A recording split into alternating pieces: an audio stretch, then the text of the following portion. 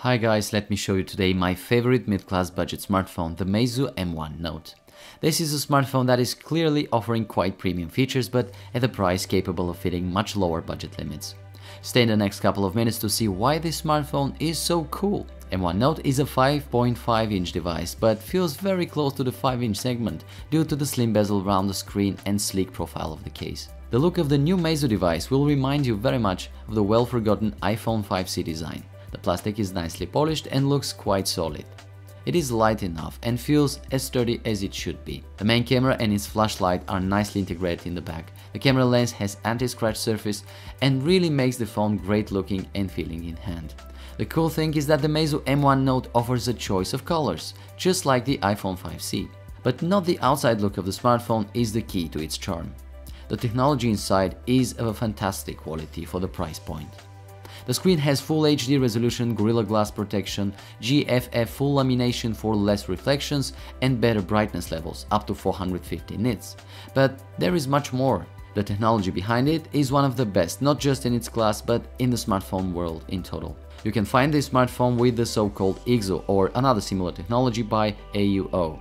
But that is not so important here. The important part is that the screen has incredible color reproduction, viewing angles and of course great pixel density. Well, it might not be like some of the new flagships out there, but the pixel density is more than sufficient in this case to deliver great and detailed picture. Colors and power efficiency is what amazed me most about this phone. It also features the PSR or panel self-refresh technology, which means much lower power consumption. The reason here is hiding in its screen capability to cut all connections to the CPU or graphics accelerator when the screen is static. Such technology reminds us a lot of the e-ink used in ebook readers.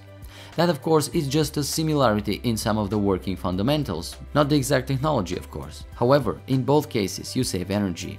With a bit over 3100 mAh, this smartphone makes you feel confident in your usage. We measured close to 900 minutes in talk time, 300 minutes in gaming and more than 600 in non-stop video HD playback. This battery is going to surprise you a lot, I'm sure. Processor is another important part. Here we've got the 64-bit CPU by MediaTek octa-core one accompanied by 2GB of RAM and the Mali T60 GPU. This was more than sufficient configuration to me, simply a great one. It is superior to most of the current models in this price point and it is definitely going to satisfy your performance needs. Playing some games or just having fun browsing dozens of internet tabs? No problem. Apart from that, the modified user interface that MEIZU have created is another strong feature of this smartphone. It is called Fly Me. I really don't like such experiments with the system user interface because it often has fatal results on a device, but here I'm absolutely and nicely surprised. The new graphics design is not just beautiful but practical as well.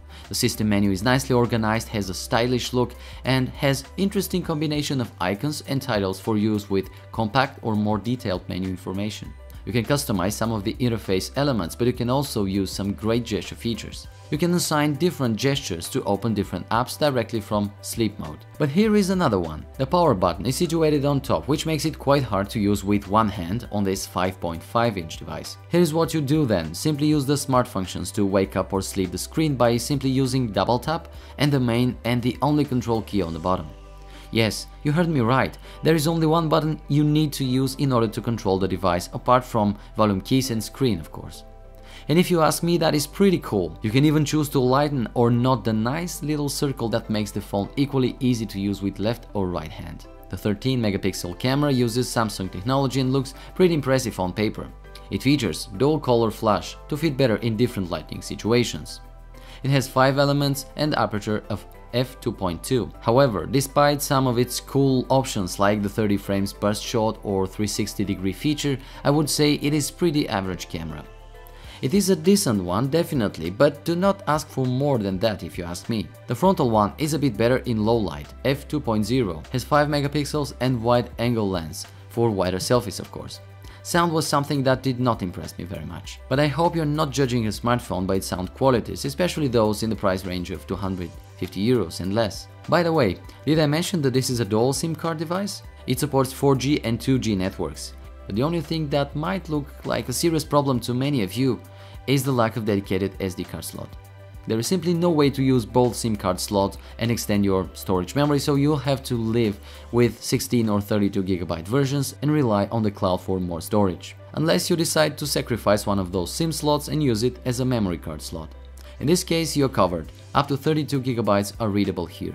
My final words about the MEIZU M1 Note are positive, no doubt. For a good price, you get hell of a great specs. 64-bit octa-core CPU, dual-core GPU, and some amazing screen you can easily fall in love with. All that comes in a nice software package and beautiful external style. And if you want to go premium but keep your pocket away from fearful meeting with some latest Galaxy or Apple model, you do have a choice. And for this choice, you're going to make considerably acceptable compromises. Visit laptopmedia.com to learn more about the MEIZU M1 Note. Subscribe and see you soon. Bye.